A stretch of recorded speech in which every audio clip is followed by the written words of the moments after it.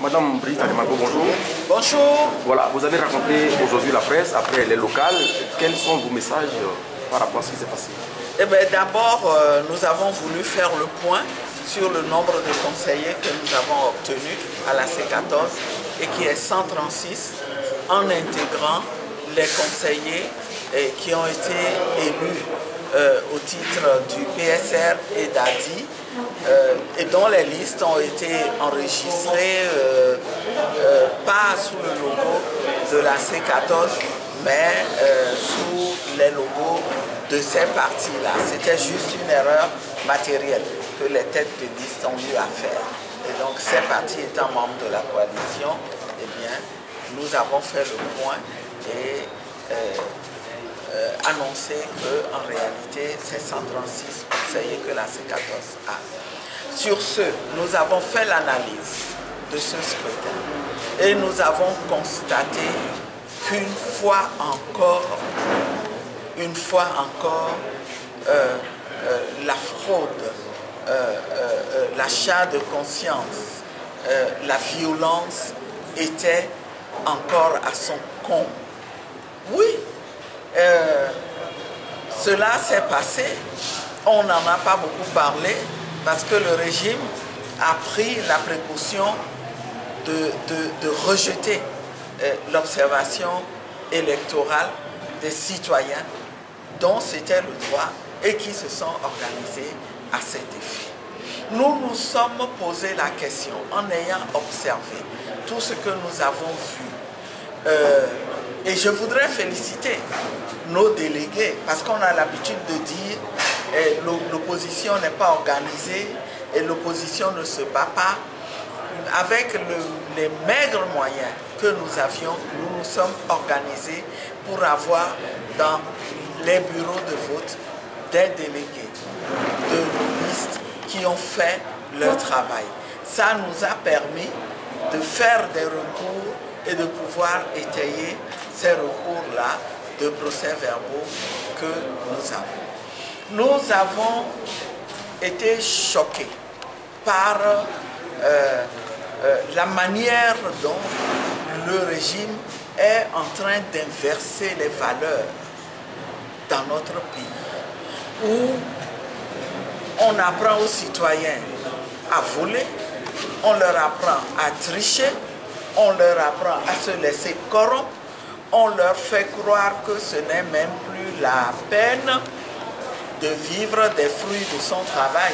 Et pourtant, la devise de notre pays, c'est travail, liberté et patrie. Et nous nous posons la question au regard de ces élections, de savoir où allons-nous, où va notre société. Quelle société, ce régime qui s'octroie tous les privilèges, toutes les prérogatives, quelle société est-elle en train de bâtir? Nous avons constaté le faible taux de participation et nous pensons que cela est lié à un certain nombre de facteurs en amont des élections déjà, puisqu'on a privé bon nombre de citoyens de la possibilité de se faire enrôler, mais aussi ce faible taux, nous avons considéré que c'est un signal que les Togolais, les citoyens épris de changement ont voulu donner à la classe politique de l'opposition qui s'est présentée à ces élections en rang divisé. Et nous sommes convaincus que ces élections passées, chacun dans ses analyses pourra tirer leçon de cet état de choses. Et nous avons voulu, en ce qui nous concerne, appeler déjà au rassemblement.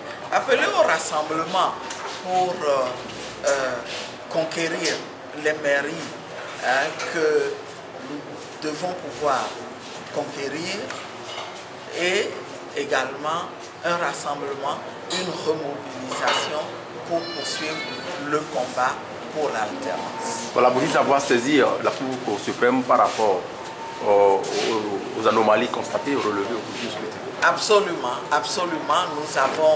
Nous avons déjà pendant le scrutin réagi. Et beaucoup d'auteurs de fraude, de bourrage d'urnes ont été arrêtés et remis entre les mains de la police et des autorités judiciaires. Mais malheureusement, nous avons constaté que le même jour, le soir du même jour, eh bien, tous ont été relâchés. Et nous disons que c'est un indicateur du niveau élevé auquel toutes ces manœuvres de fraude, auquel tout ce qui a été orchestré pour faire gagner un régime vomi par la population, eh bien, du niveau auquel tout ça a été orchestré. Et ces auteurs-là ont été relâchés, mais après le scrutin, conformément au code électoral, nous avons introduit des recours que nous avons étayés de preuves concrètes. Et nous attendons que la justice fasse son travail.